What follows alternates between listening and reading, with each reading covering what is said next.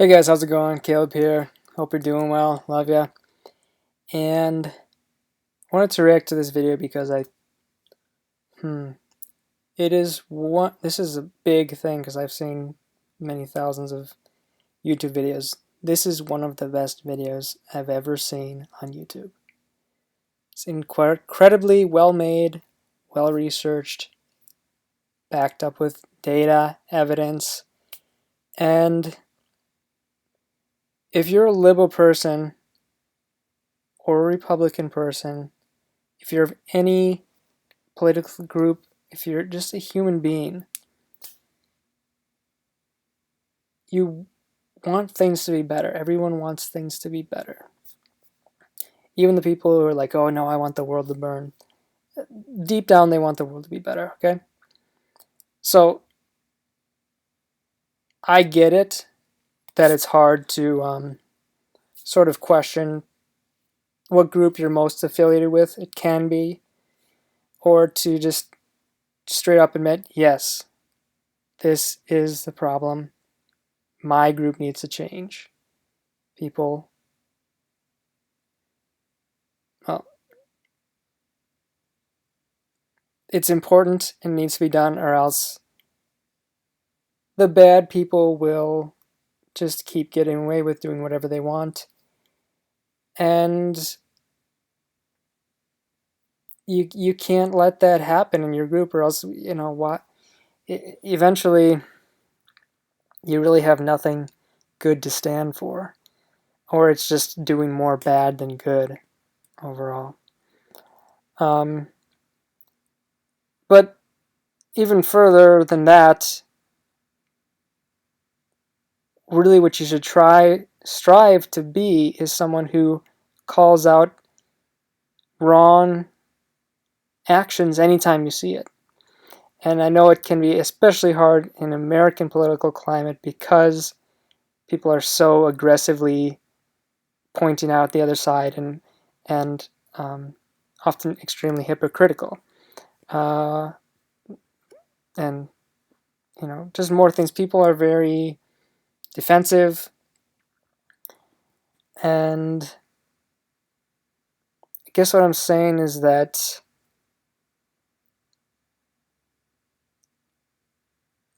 it's in everyone's best interest to say, yes, this is the exact problem here, so let's change this. Because if you don't, you're really just wasting your time, everybody's time, making the world worse. So I think that's what this video does. I think this goes, this is exactly the problem. There can't be any other thing to blame. And he'll explain it very well, but maybe I'll add on more to the end, but just to go into it. Because in politics and in most things in life, there's always some people who will go, oh no, but this, but this, but this. You know, if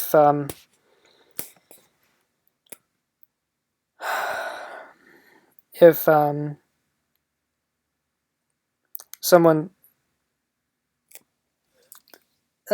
you know, steals your car and they broke into your house, got the keys, and you know, they might go, well, oh, you shouldn't have left your keys in that drawer. Everybody knows that that's an obvious place to look for keys.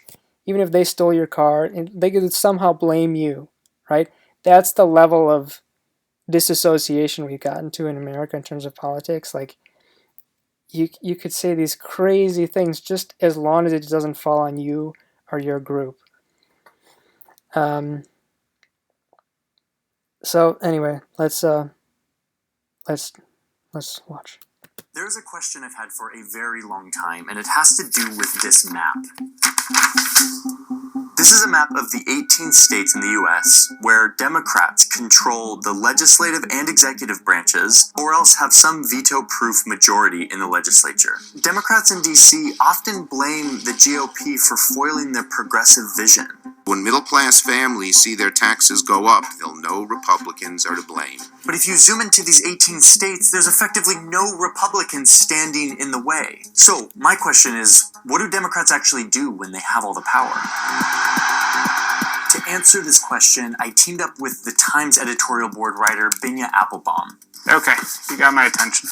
He's been thinking about and writing books about and reporting on this topic for decades. I think, Americans tend to view politics as a competition of us versus them, and they tend to think that if they would just get out of the way, then we can do the things that we want to do. There is no them standing in the way.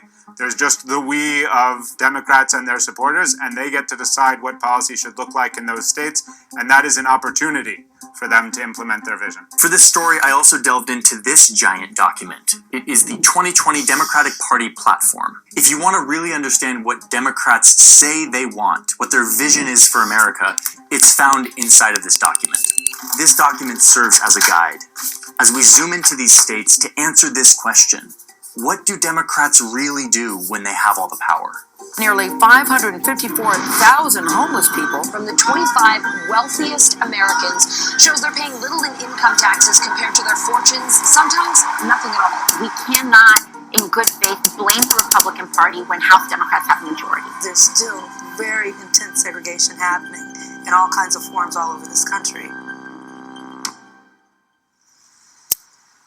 Okay, so let's start with California. To me, California is like the quintessential liberal state. From the state legislature to the whole executive branch to most of the big cities, Dems hold majority control. So what do they do with all this power? Looking at California, you have to look at housing. Okay, now wait, listen. When I hear the words housing policy, I tend to sort of doze off, but Binya insists that housing policy and what is happening in California is definitely worth looking at. You cannot say that you are against inequality in America unless you are willing to have affordable housing built in your neighborhood. And Democrats completely agree. Here in this document, the word housing is mentioned over 100 times. The neighborhood where you're born has a huge influence on the rest of your life. Children who are born in neighborhoods with degraded environmental conditions, with a lack of access to high-quality public services, poor schools, poor public transit, are at a permanent disadvantage. And they even say verbatim, housing in America should be stable, accessible, safe, healthy, energy efficient, and above all, affordable. Housing is a human right. Housing is a human right. The rent is going through the roof. Housing is a human right. How does California do when it comes to housing? You know where those signs are when you drive into a state? It says, "Welcome to California." They might as well replace them with signs that say, "Keep out." Because in California, the cost of housing is so high that for many people, it's simply unaffordable. The state has simply, for the most part, stopped building housing. I mean, there are cranes, there's housing going up, but it has slowed down over time really, really sharply, and it is nowhere near sufficient to keep pace with California's population. And so what you have is not enough housing and too many people trying to get it, and the inevitable result is that prices have gone up, and away. The median price of a home in San Diego County is now a staggering $830,000. All around California, there are cities full of people who say that they are progressive, they're liberals. They believe in a more equal America, a more diverse America. They show up to the marches, they put in the lawn signs about everyone being equal, but at the same time, they're actively fighting to keep their neighborhoods looking like this. Okay, wait, but that doesn't look so bad. It's just a bunch of houses in a neighborhood, right? No. It turns out that this is actually the result of specific policies, intentional policies that keeps these neighborhoods spread out and full of single-family homes, as opposed to higher density buildings like duplexes or apartment complexes. This is a real, serious fight, and you can get a glimpse into it by looking at a zoning map. Yes, we're looking at a municipal zoning map of Palo Alto, California. Don't leave yet. This is really where it sinks in, so just stick around. So everything on this map that is yellow is zoned for single-family homes, like this and this. One family can live here. But here in Palo Alto, there are a lot of new jobs. This is a desirable place to live for new opportunities. Over the past 8 years, the San Francisco area has added 676,000 jobs, but only 176,000 housing units. So a few years ago, the city council voted to change the zoning of one section of the city right here. Specifically this 2-acre plot of land. They wanted to change it from low-density housing to higher-density housing so that they could build a 60-unit affordable housing complex for elderly members of the community. Okay, so they changed the zoning. Start building the 60-unit complex. No. The overwhelmingly liberal residents of Palo Alto decided to hold a vote to overturn the decision, to revert it back to low-density, single-family housing. Back to yellow. And it passed, and the zoning was overturned. So now when you go to this plot of land, instead of an affordable housing complex for the elderly, what you're gonna see is this. A row of just a few houses, all of them massive and worth around $5 million each. I think people aren't living their values. You go to these meetings in these neighborhoods where they're talking about a new housing project, and it's always the same song, and it goes like this. I am very in favor of affordable housing. We need more of it in this community. However, I have some concerns about this project. We have the hearts to do this, but we're doing it wrong, and we're dictating and harm onto the neighborhoods. And then off we go with the concerns, and then nothing ever gets built. Just to say, they said for elderly people in the community, so I don't really know how that could cause harm in the community. And in addition, affordable housing in Palo Alto would probably be like still high end for the rest of the country. Built. This is happening all over California. And the result is that these neighborhoods are so expensive that they keep anyone out who isn't a part of this small group of super rich residents, many of whom bought their properties decades ago, and who spend their time fighting vigorously to keep the value of their real estate assets super high. If you want to keep Palo Alto the kind of neighborhood and community that we all treasure, low intensity, low density, safe for kids to walk to school, you've got to vote against Measure D. There's an aspect of sort of greed here and of nervousness about actually sharing those opportunities. Let's go to another liberal bastion up here in Washington State. The Democratic Party talks about taxation, saying that our tax code has been, quote, rigged against the American people. Democrats all the time are decrying the fact that tax cuts are going to the wealthiest Americans. It is time for a wealth tax in America. Democrats believe in a progressive tax system where the rich pay a larger share of their income than the poor. This is like the most basic policy vision of like a progressive movement. It's front and center in Democrats' policy platform. But if you go and look at Washington State, what you find is that in Washington State, if you look at the state and local taxes that people pay there, less affluent families pay a much larger share of their income in taxes than the wealthiest residents of Washington State. So people like Bill Gates and Jeff Bezos, two of the state's most famous and wealthy residents, are in this lovely situation of paying less in taxes as a share of their income than the poor people who live in that same state. And this is a fundamental inversion of the values that the Democratic Party professes. There's no state with a more regressive system of taxation than Washington State. And I'm talking like the most regressive, meaning Texas, which is like the conservative bastion of like anti-taxes, is more progressive than Washington State, liberal Washington State. How is that real? Oh, and guess what? Other states on our map also are in the top 10 of most regressive tax regimes, like Nevada and Illinois. There have been some changes, particularly in recent years, but the overall situation remains resistant to change. So I'm very concerned that at this time, which is a very poor time to disincent people from creating jobs in Washington State, that we're even considering it.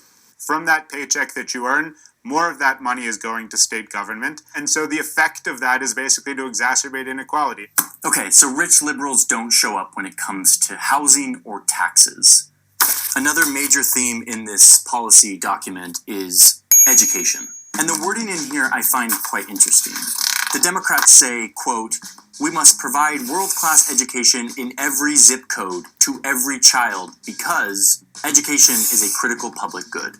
They use this word zip code to represent the fact that in America, schools get their funding based on the real estate taxes of the houses within that school district. The more expensive the neighborhood, the more funding goes to the school. So, over here in Illinois, which is like the quintessential liberal state, there's this one county that contains the city of Chicago. It's called Cook County. The residents here voted overwhelmingly for Democratic candidates in the presidential and senatorial elections last year. Often what would happen is that this would just be one big school district, and that all the taxes from all the towns in this county would be put into one bucket and distributed equally throughout the county. But the residents of this very blue Democratic county have actually decided to divide themselves into more than 140 school districts. So now you have all these tiny school districts like this one, which are like gerrymandered around the richest part of town. And so all of the taxes from these rich homeowners go into one little bucket and then only get distributed to the schools within this rich region of the county. It can be on the same block that the town line runs through the middle of it. And if you live on one side of that line, you're consigned to an inferior education by virtue of the fact that you and your neighbors don't have as much money. And if you live on the other side, you're basically a member of a club that is sponsoring a private school, essentially, for the benefit of that small group of That's amazing. kids who are lucky enough to live in that affluent community. And the result is that poor communities It looks like a mall. have less money to educate their children, and rich communities have more money to educate their children. This is crazy. It means basically that the kids who have the greatest needs have the fewest resources. The same thing is happening in wealthy, liberal Connecticut, where the inequality in education opportunities is shameful, with some schools having huge budgets for their libraries and facilities, and others in the same state having to use duct tape to keep wind and snow out of their windows. Like, this is a real thing. We need your help in establishing guidelines, procedures, and funding to address issues negatively impacting our students, like extreme temperatures, mold. This is egregious, and I don't know if I'm more sad and depressed for these children or upset. I mean, that's really, that's so sad. That's so terrible. Lead exposure and poor water. It just gets worse and worse. This is in Chicago. Ultra liberal Chicago. One of the most liberal places in America. Air quality. So yeah, Binya tells me that the states could change this. They could actually just collect all the real estate taxes and then equally distribute them. But if you look at some of our liberal strongholds, sounds good to me. That is exactly what they are not doing.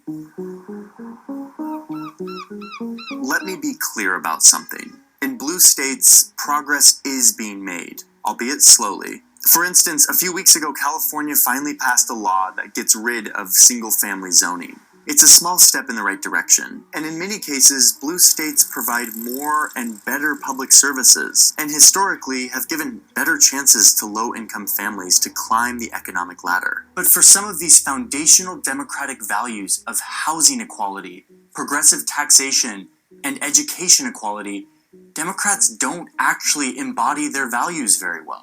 We're talking, once again, about a system that's been rigged. Republicans today are to blame. What we're talking about here is that blue states are the problem.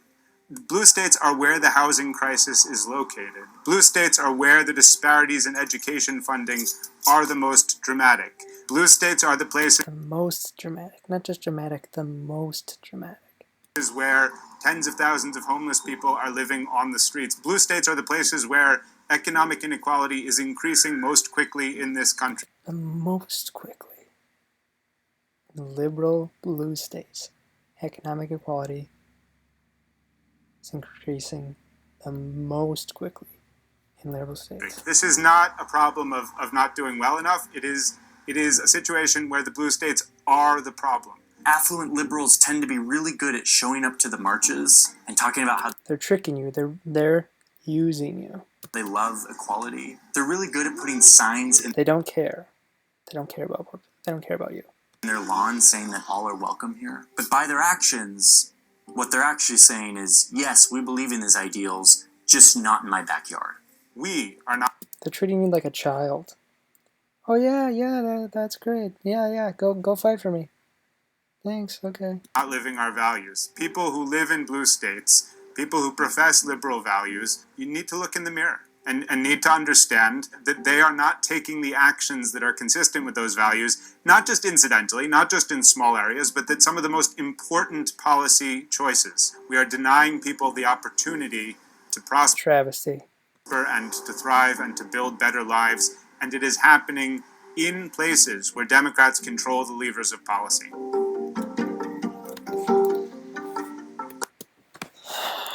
I'm gonna move because I just don't want my say a few things in my I don't want my computer to die.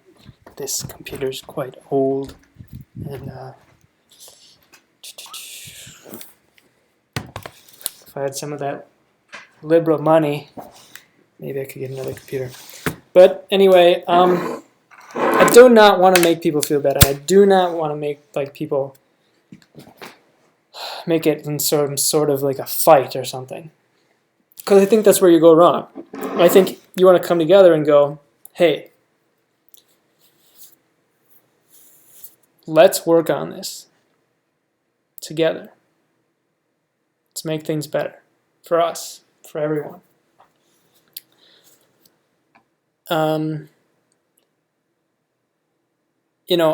I sort of started out in this weird thing in that most people, when they're young, they're very liberal, and then they kind of slowly become more Republican over time. I was pretty, almost anarchist, not quite, but almost very libertarian, I would say. And then I've come pretty far the other way. I'm not with everything, but particularly these types of issues, and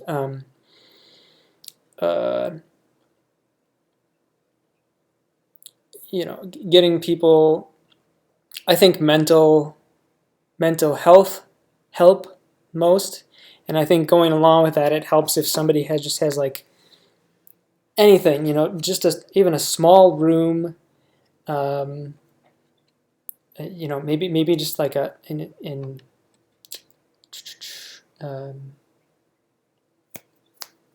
studio apartment, could be very small.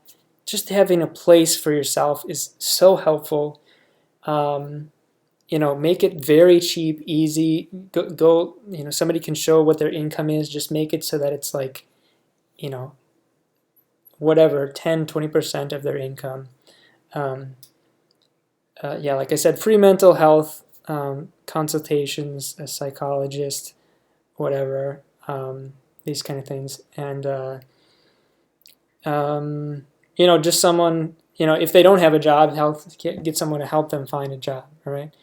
I think these tiny little things, and I know it's kind of easy to just go, oh, just do this, and this will fix things. But at least having this place to stay and mental health, I think, would make a huge difference in any state, but particularly in these liberal states where they could do this. I think the ultra rich areas, they could figure it out. So what he said, taxes, housing, I forgot the last thing, schooling. Right. I sort of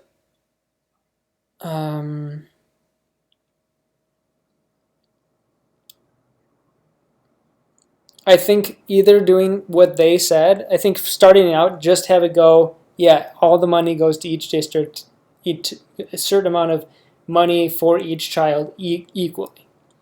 Better than that, I think, would be having, giving parents a certain amount of money for whatever school they want to put their child in. They have some sort of similar system, I believe in Milwaukee, Wisconsin, school choice, where they give parents some sort of options in terms of where they can put their kids. And I think something more along these sort of plans would be great. And possibly having education done through private institutions, but having the education subsidized by the government. because that would encourage how do you say,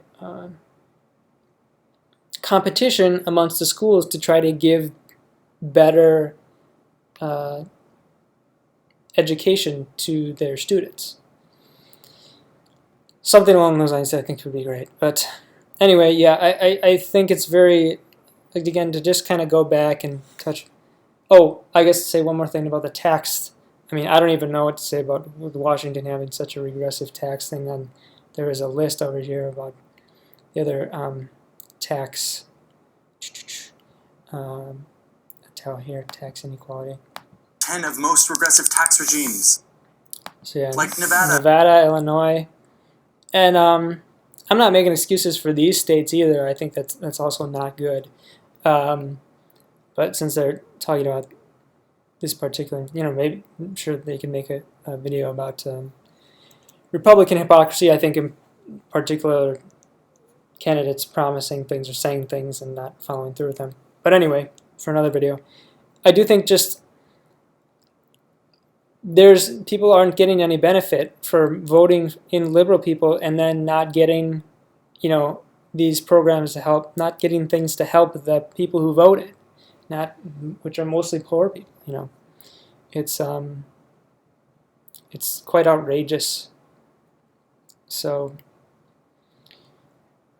yeah, like I said, and I understand, there's really the automatic instinct is to fight and defend against, the enemy, or to defend your group or position or whatever. And I heard that when people hear evidence or facts contradicting their beliefs or whatever they think or want to be, they react the same thing happens to the brain as if you do a brain scan and when if you're in the water and you see a shark. I don't know how true that is, but I've heard that a few times. And so that's how people freak out when they hear something that goes against what they thought was true or what they want to be true. So I encourage you to just take a deep breath and just go, all right. You could even say, we have this issue with this group of people, but they're not the problem right now.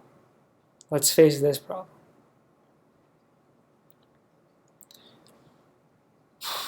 And I know I suppose a counter argument could be, well, if you switch your focus, then they're going to take over. These people, the Republicans are going to get voted in, they'll make things worse.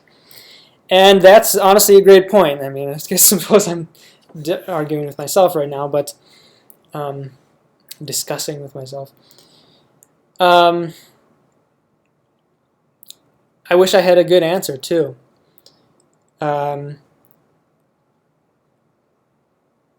Because I don't know what you're going to do. A third party? I don't know. But I think at least acknowledging the truth is the most important first step. So, hope the best for you. Thank you very much for watching. I'd love to hear other people's opinions. And yeah, God bless. Have a good one.